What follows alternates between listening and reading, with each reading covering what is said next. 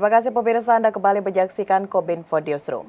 Pemirsa, puncak dari KTT G20 yang dilaksanakan di Bali pada 15 sampai dengan 16 November 2022 tentunya menjadi salah satu ajang yang ditunggu-tunggu oleh masyarakat dunia. Karena pada KTT G20 ini merupakan jembatan bertemu antara pemimpin negara untuk menjaga perdamaian dunia dan menghentikan peperangan serta gejolak geopolitik global.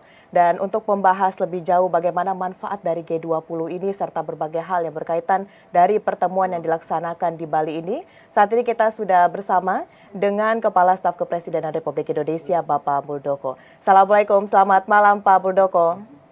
Selamat malam, Mona. Baik, salam sehat Bapak.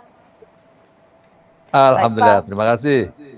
Baik Pak Muldoko, kita membahas dan masyarakat Indonesia tentunya telah mengikuti dari kegiatan sebelum adanya puncak KTT G20 ini. Dan tentunya kita juga ingin mengetahui Pak Muldoko, sebenarnya bagaimana forum KTT G20 ini menginisiasi penyelesaian dari berbagai masalah yang ada di dunia saat ini. Nah, terlebih saat ini kita akan fokuskan mengenai masalah food supply chain yang terjadi di tengah krisis geopolitik dunia ini. Bagaimana forum KTT ini menjadikan atau menginisiasi penyelesaian masalah untuk hal tersebut, Pak Muldoko?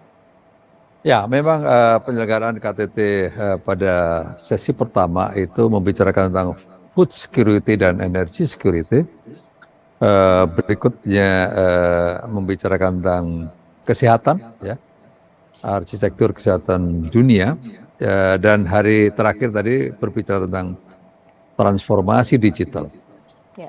Dalam konteks bagaimana dunia menuju kepada food security, semua para kepala negara tadi bertanggung jawab sepenuhnya bagaimana ketersediaan atas pangan dunia ini menjadi pemikiran.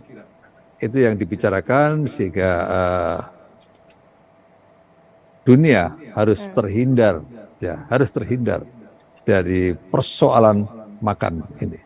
Karena memang sampai dengan saat ini dunia telah menghadapi berbagai persoalan di sektor food security ini. Setidaknya ada ratusan atau 194 juta manusia Indonesia yang menghadapi kesulitan dalam sektor pangan ini. Dan ini menjadi pembicaraan yang serius dan suatu topik yang tadi dibicarakan dengan baik. Itu. Baik, menjadi topik yang sangat benar-benar hangat dibicarakan oleh banyaknya pemimpin dunia yang hadir pada KTT G20 di Bali, Pak Muldoko. Lalu Bapak bagaimana Bapak sendiri melihat dari KTT G20 ini sebagai momentum dari banyaknya pemimpin dunia yang hadir untuk sepakat memulai berbagai kebijakan, salah satunya adalah aksi dari transisi energi dan juga zero carbon ini, Pak Muldoko.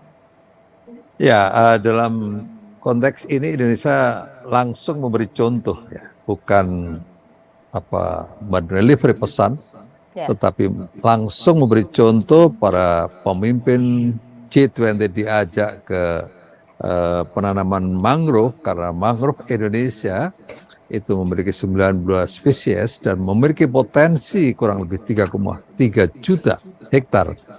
Dan berkontribusi kurang lebih 23% di dunia ini mangrove kita.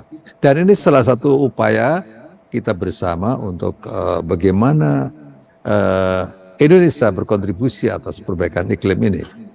Berikutnya, ya, hal yang menarik dari para kepala negara tadi adalah impressionnya, ya, bahwa Indonesia dianggap memiliki ide-ide yang brilian karena langsung memberikan sebuah contoh, bukan pesan, ya, tapi sebuah contoh nyata, ya.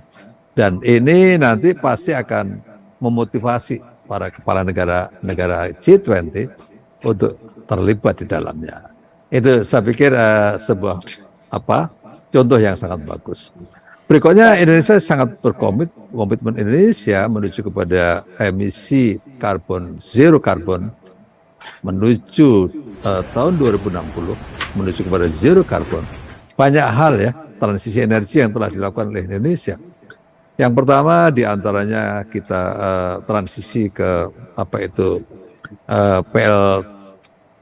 PLTA, ya, pembangkit listrik tenaga air, dan baru-baru ini telah terjadi penandatanganan antara PLN dengan Sumitomo untuk menggarap apa itu kekayaan hidroenergi yang di Kalimantan Utara.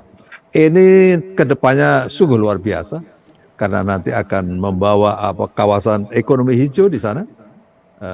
Karena ada 9 apa itu gigawatt ya 9.000 megawatt atau 9 gigawatt. Ini sungguh luar biasa. Ini nanti akan berkontribusi atas apa itu upaya menuju ekonomi hijau.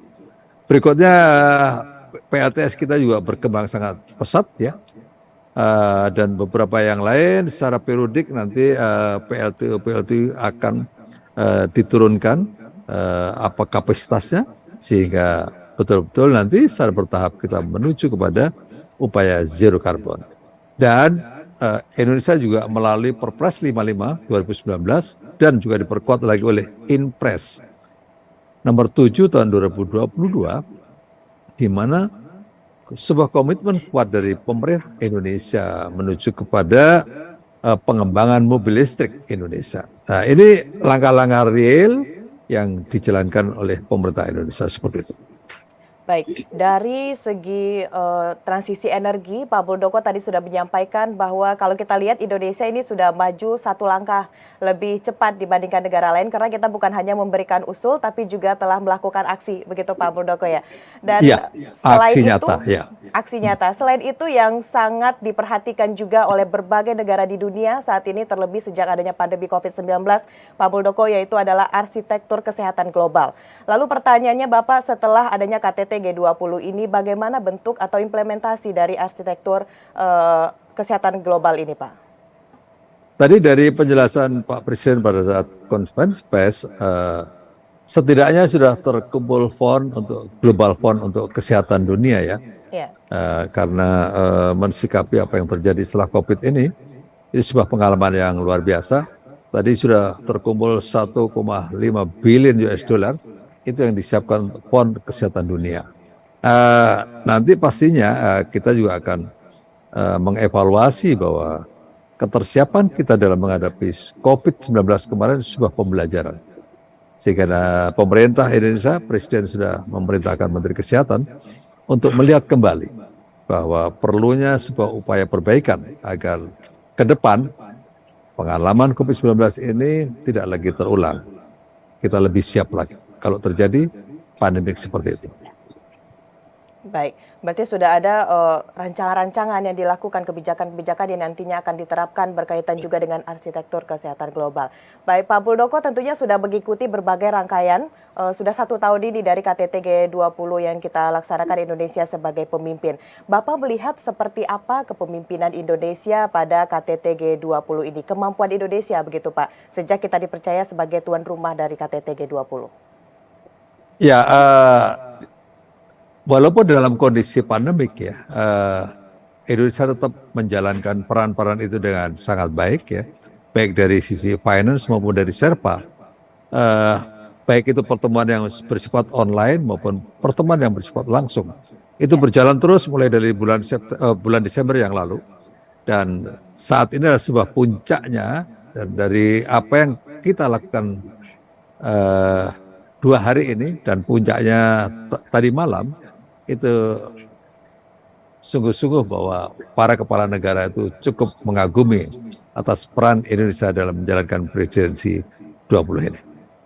Baik, tentunya kita berharap dengan kepemimpinan Indonesia ini menjadi peluang juga untuk kerjasama berbagai negara dengan Indonesia, tentunya Pak Muldoko untuk kedepannya bisa lebih baik lagi negara Indonesia ini. Pak Muldoko, Kepala Staf Kepresidenan Republik Indonesia, terima kasih Bapak telah hadir dan diskusi bersama dengan Kominfo Newsroom pada malam hari ini. Selamat melanjutkan aktivitas Pak Muldoko, terima kasih banyak Bapak. Baik, terima kasih Mana. Pemirsa, itulah ragam informasi yang telah kami kemas untuk Anda dapatkan update berita pilihan setiap hari di kanal GPR TV atau melalui sosial media gprtv.id. Pemirsa, dukung terus migrasi TV digital di wilayah Anda bersih gambarnya, jernih suaranya, dan canggih teknologinya. Saya Mona Azari Nisar pamit, selamat malam dan sampai jumpa.